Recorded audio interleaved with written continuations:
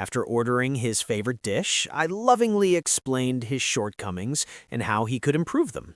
We then continued to talk about random things. After a while, his favorite order arrived and he began to eat. I took a bite and got lost in my thoughts while he continued to eat. Although I'm very happy with him and try my best to live life openly and happily with him, so much has happened in my life so far that upon realizing it, I become very serious and lost in myself. Same thing happened that day too.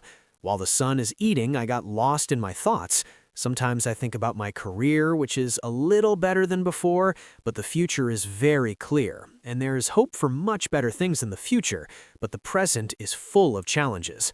By the time I understand one challenge and think of a solution, another challenge arises. And on top of that, I miss the village a lot.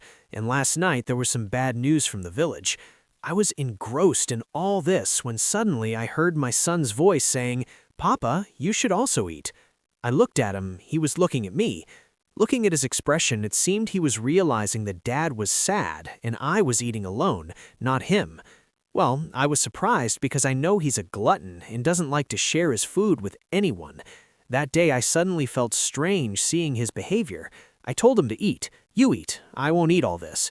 Then he said, "I'm full, I won't eat any more." His response also surprised me because he'd never said anything like this before, nor had he shared food without being asked.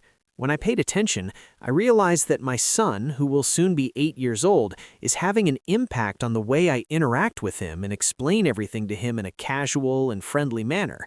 In other words, this change in his temperament is due to the current circumstances he's experiencing as he ages.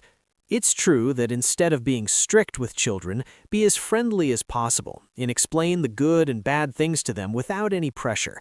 This will bring about a positive change in their behavior, and they will start respecting and caring for their elders without anyone telling or teaching them.